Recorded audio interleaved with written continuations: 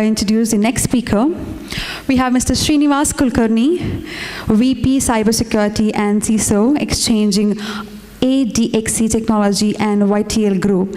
He's an accomplished strategic liaison between business and cybersecurity teams who has led several transformation programs across industries ranging from telecoms, railways, government, education, power, water and sewage system, stock exchange, banks, etc.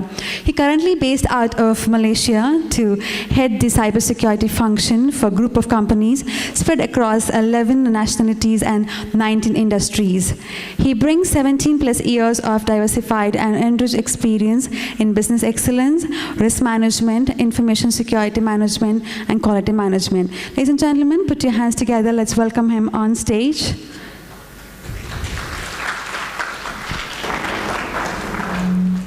A very, very warm welcome to you, sir. Thank you very much. I'm loud and clear at the response is based on a heavy lunch what you had. I can understand that in the afternoon. Well, thank you very much. She forgot to mention that, like my friend at Equifax, I still don't have a degree in cybersecurity. So, which you could have realized that most of the guys were accusing Susan, saying that she doesn't come from the cybersecurity background, and how come she became a CISO? Very much like me. I don't come from a cybersecurity background at all, and I'm still doing. I think my bosses think I'm doing good. Okay. So. What I want to do today is that I want to introduce you guys to the Southeast Asian market, which comprises of 11 countries, and how best and how the industry in Southeast Asia is evolving and maturing in terms of the cybersecurity, the information security, and the resilience part of it. Now, Southeast Asia comprises of 11 countries, having contribution towards 2.3% of the overall economy of the world and 6% of the population. Having said that, how does the hackers look at these countries per se? Having said that, most of you guys, at least some of you guys, might have visited Thailand. Now, you get bike to rent for $2, but what you need to give? You need to give a photocopy of your passport.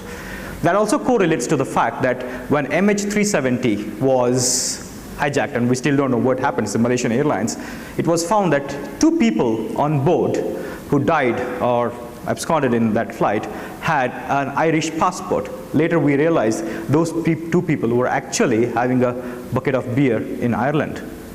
But their passports were already there on the flight. The people had siphoned their passports. We don't know how it happens. That's what the hacker looks at.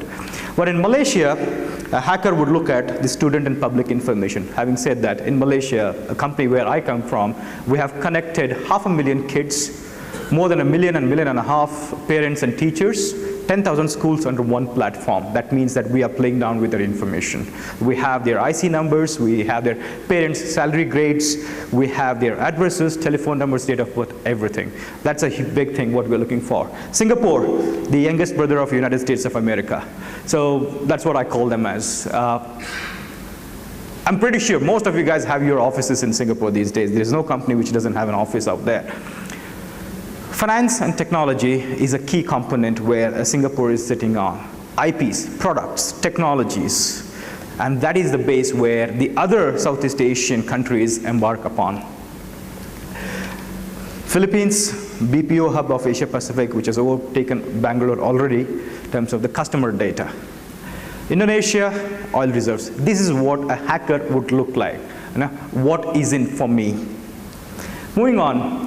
What we also did was that we spoke to our own industries across the YTL group, and we also spoke how best their resiliency, information security, and the framework was coming from, along with a peer group of companies for IDC, Thales, FireEye. We did a survey with considering how best the Southeast Asian cyber maturity is evolving and has come through. We checked their maturity in terms of 5 areas: governance, cyber military, social, digital economy, and also the protection of the national infrastructure, which is nothing but the building blocks of the industries. So we have embarked, we have embraced, we have worked with Deloitte, which is their framework, which I want to give them the credit for. They worked with us to identify the 34 areas where any company needs to look into in terms of building up their security framework, or security assessment when we look about.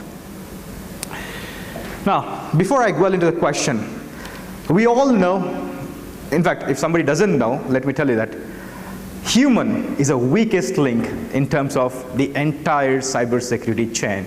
So I want to throw up a question to you guys, saying that, according to you guys, whom do you think is the biggest dangerous insider? Employees? Someone else? I heard employees from this side. Executive management. How about you guys on the right-hand side? Privileged users. Privileged users. So, anyone want to take about the contractors? Third party, always the victim. Right? We always end up blaming the outsider. So nobody? So the survey result came out. It was very shocking to see. Contractors stood fourth. The organizations told it's only 33% of the threat which can come from, or 33% of the people believed, saying that yes, contractors can pose a big threat. When I say contractors, we're talking about the third party, we're talking about the suppliers, we're talking about the vendors. If you could know, Target as a corporation was hacked because they're HVAC vendors, right? Because that was the vector hackers came through. The second one is employees. I'm sorry, sir, only 36% believe so. It's not that. So the fight is between the executive management and the privileged users. When I speak about privileged users, I'm talking about the database administrators. I'm talking about somebody who enters your server room, who goes into your data center, who has the access to it, where you as a CISO has given an access to him.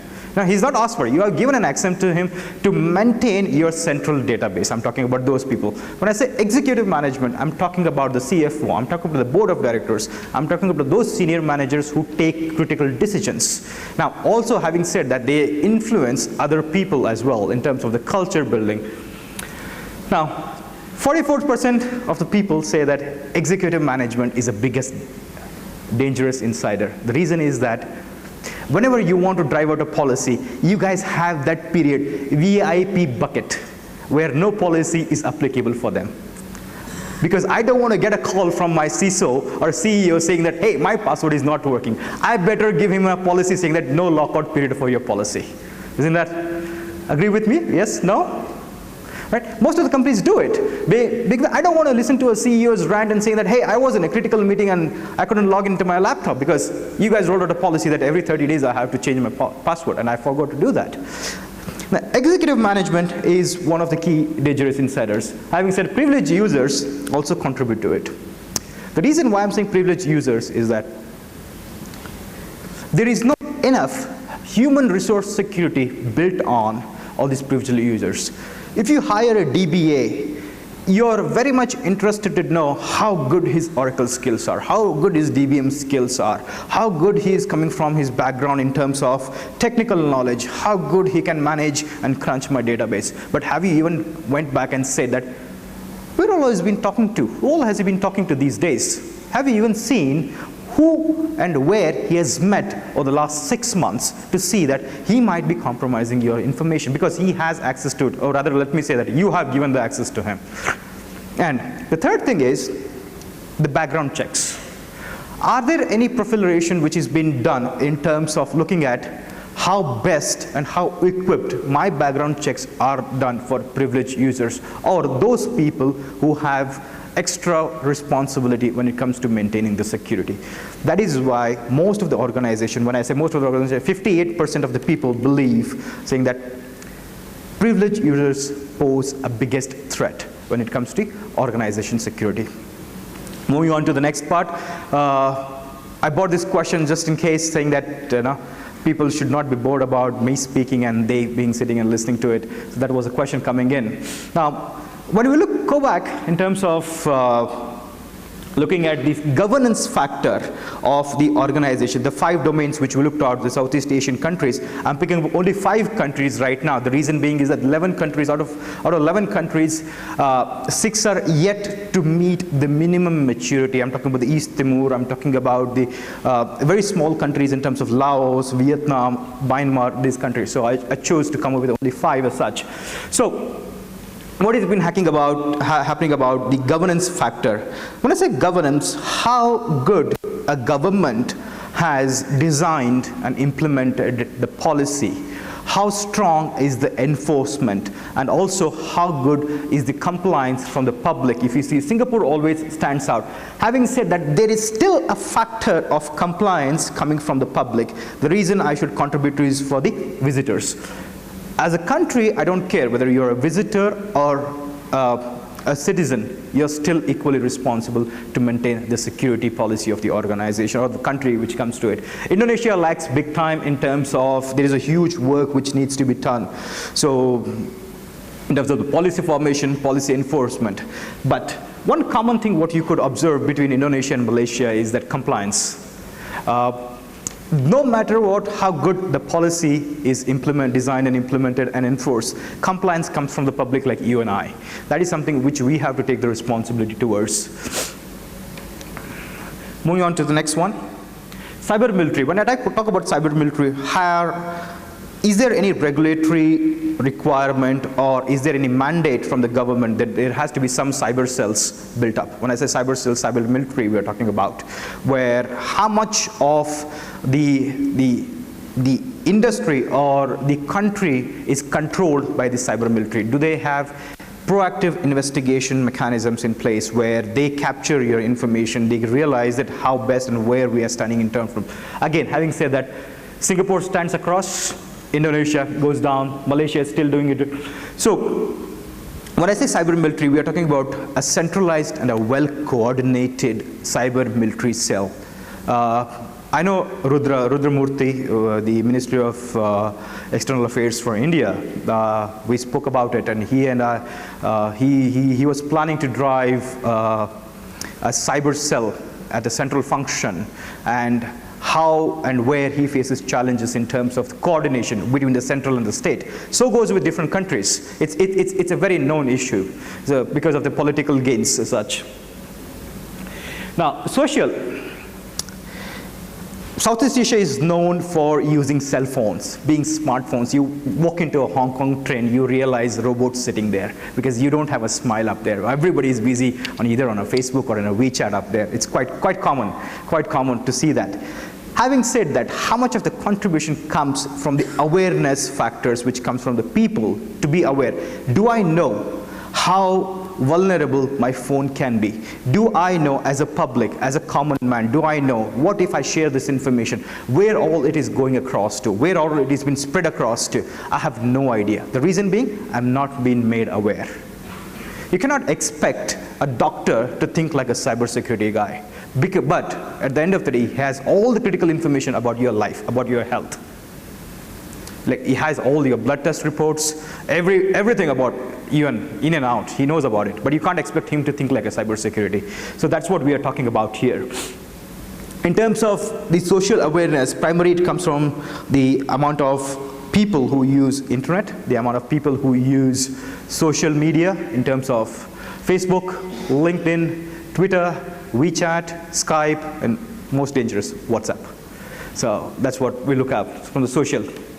Digital economy. What we're talking about the digital economy is that how many companies are we talking about in terms of enabling a country to grow where they are sitting on a pile of information and saying that we are digital enablement partners for your economic growth. That's what we are looking for. In terms of, okay, I don't know, it doesn't work. Okay, in terms of Singapore standing out, Indonesia lacking behind, Philippines and Malaysia somewhere lying around there, what we are looking, a trend over here is that political inclination and government buy-in plays a big role in terms of inviting companies from outside or also helping companies in the country to build up their framework which can enable from the economic growth. Political inclination commitment plays a huge role in terms of enabling the industries to grow. That is something which we see where someone or somebody has to stand up and say that the entire world is moving towards the digitalization. Where are you? Are we still lying somewhere there, or we want to grow up and move ahead? The last one, national infra, building blocks. We all know we are so dependent that we have taken the power, the water, the transport system for granted. think about it, I was flying down to Bangalore and I was told that you might take 3 to 4 hours to reach your home because there is a huge rainfall coming in and you might get struck. The moment you get out of the airport, you're struck. I said, oh my God, what do I do?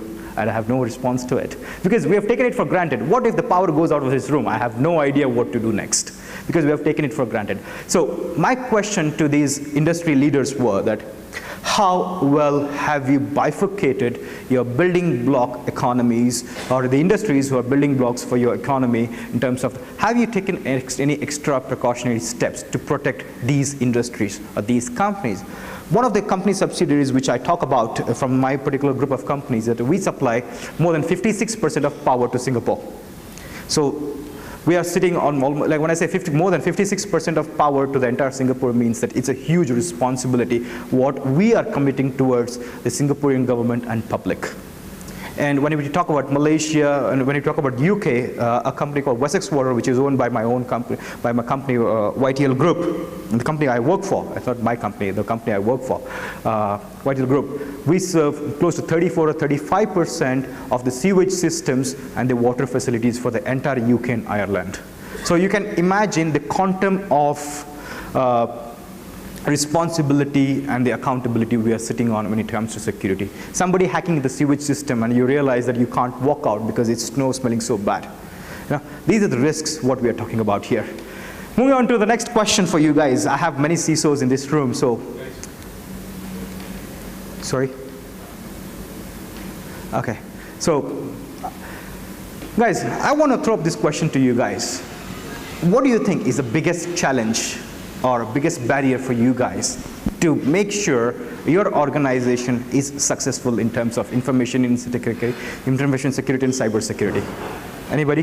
You have 5 options up there. Let's see how do people rate it as. So can you pass on the mic, please, if you don't mind? Give us some 3-4 mics. Let's hear. Lack of skilled staff. Lack of skilled staff. You say the number 1? Yep.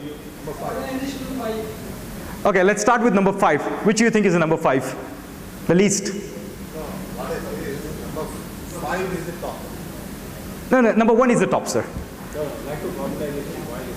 No, this is just a stacked one. Sorry, I don't want to give the results. Okay, so this is just a stacked one. You guys need to tell me which you think is the most complicated challenges. Sorry? Increased complexity. So shall we go from 5 to 1 or 1 to 5? Let's do for 5 to 1. Which do you think is the least challenge for you guys? Performance measures? Budget? No, you guys got it. I know you guys have had heavy lunch. The moment I walked in, I saw the spread. I was like, oh my God, I'm going to have a tough time. So lack of budget is the least concern. Lack of budget is the least concern. Then performance concerns. Okay.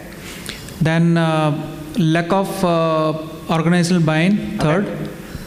Fourth number, lack of skilled staff. That is like 2, and then number 1 is increased complexity. Okay. Anyone else? Anyone else want to give a try? Anybody? So the entire audience agrees with the gentleman? Yes, sir. I think the topmost is lack of organizational buy-in first. Okay, number 1. Yeah, number 1. Okay. The second one is lack of skilled staff. Okay. The third one is increased complexity, lack of budget, and performance concern is the last one. Okay, fully agree. Fully agree. Anyone else on this side? Yes, please pass on the mic to him. From the bottom, performance concerns.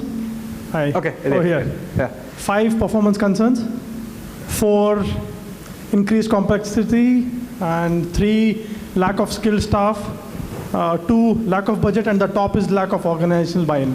Okay. Okay. So let's give it to gentleman the last and say, let me show the results what it came across. I think 5 is lack of budget, 4 is performance concerns, 3 is lack of organizational buy-in, lack of skilled staff is number 2, and I think the top one for me is increased complexity. Okay, thank you very much. Kulkarni. Yes. Here this side. On your left. Oh yeah. I think you are missing one thing there. I think you mentioned when you're starting that your skills. But I would actually put saying that what is the risk challenge is understanding the risk of the business. Okay. The CISO misses that. Whatever you have it, I don't think else. I don't know. Complexity could be technical things. I don't know how you mentioned I was it. about to answer that question to you Right. in the further speech. But I see that more of a risk is basically, if you don't understand where the risk comes from, then whether you have a degree or don't have a degree doesn't make any difference. Indeed, definitely makes sense, definitely. I'll answer that question, right? And thanks for your input, sir. Thank you very much. So let's look at it. So the last option, what people have voted for is lack of budget. Performance concern stands fourth. Lack of organization buy-in comes third. And lack of skilled staff is number second, and increased complexity. Let me tell you why increased complexity is. I totally agree with you. There is a huge challenge for a CISO to understand the risk where he comes from when a business wants to do multiple things at the same time. That is where I'm coming from, the complexity of the business. When I sit in front of the board, they're having a long list of agenda. Should we look at IoT? Should we look at AI? Let's move into ML. Okay, let's acquire this company. Let's move to that country. It's a huge list of agenda, which brings in a heavy responsibility and a lot of issues, challenges in terms of the complexity of the business.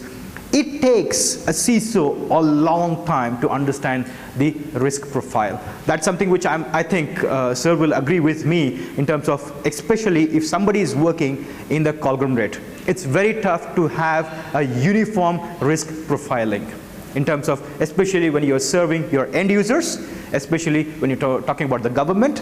One of the entities for the organization I work with directly works with Ministry of Education. We are dealing with the national infrastructure over there.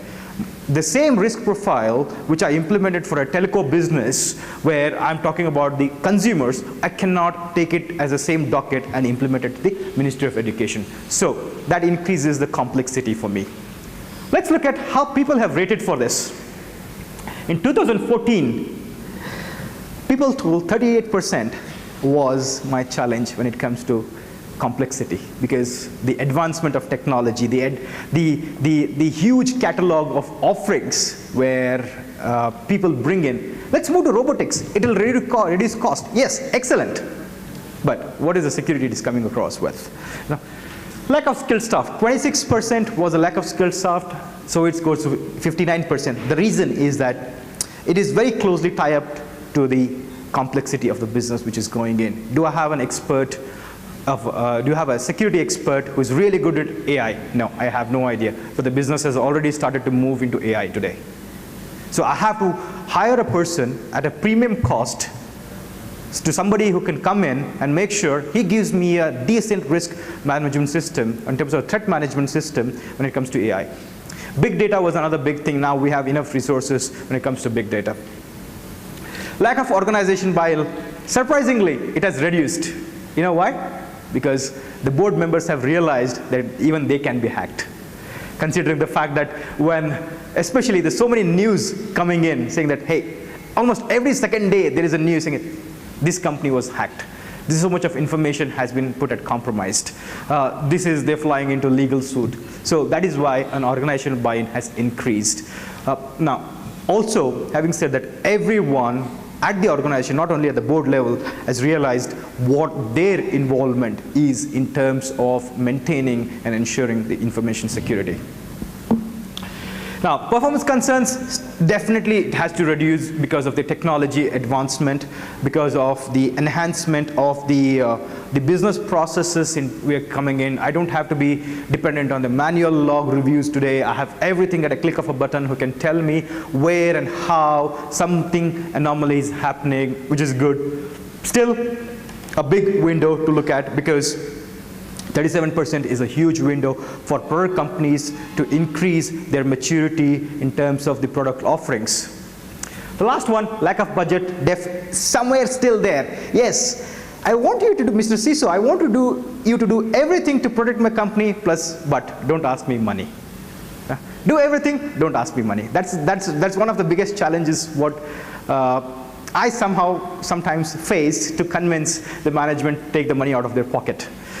Now, what I want to end is, of course, I agree with most of the gentlemen here, this perceived complexity as a top barrier to adopt information security.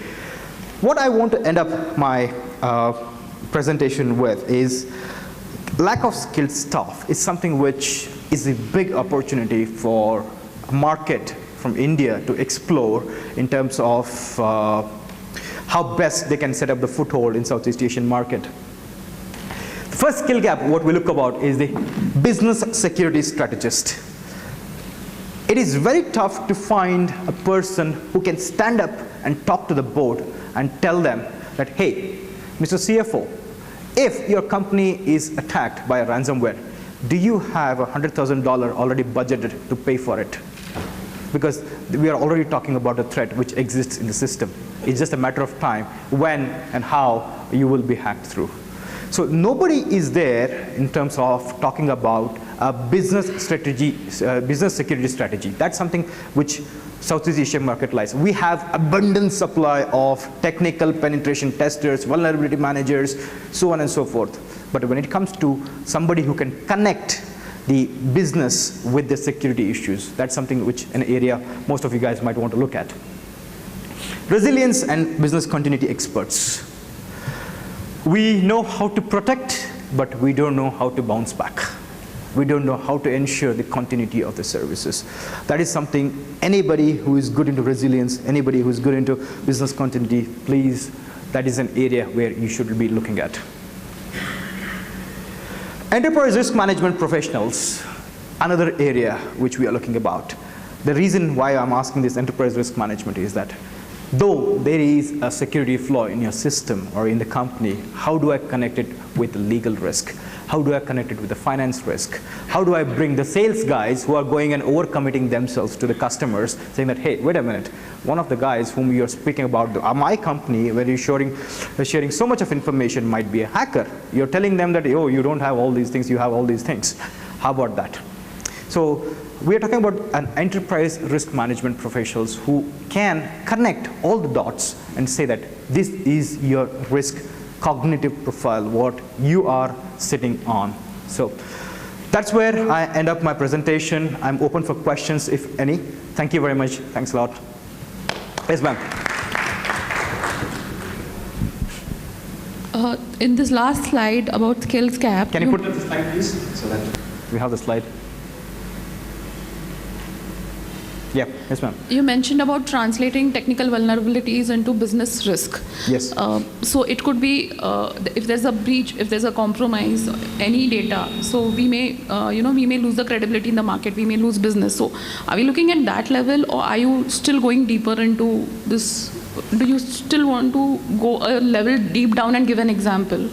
Okay, an example I would like to quote is that when, especially on Facebook, when somebody is telling that, hey, this is a new technology I'm putting in on my school. I'm talking about one of the programs what we are trying in Malaysia, the One Bistarinet, which is a public program what we're talking about. Somebody telling you, or somebody telling on Facebook, we have new routers in our office. We have new systems in our office. How you are connecting that technical detail to a business risk? How you are making sure that you have enough funding to investigate what has been shared on social media about your own company, about your own products, so that you can be a paranoid guy and say that this might also happen to me.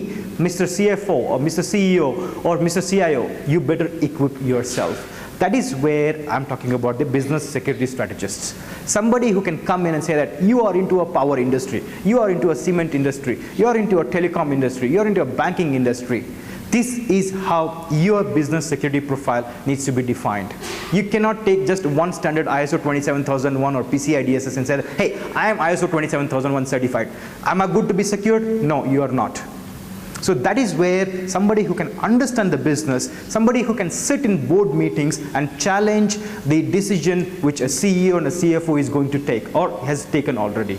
That is what we are talking about. Requesting Mr. Imran Hothin, Program Director, Expo Exhibitions and Conference, to present a token of appreciation to Mr. Shrinivas Kulkarni. Thank you so much. Thank you very much. Thank you very much. Thank you. Thanks, Mr. Kulkarni.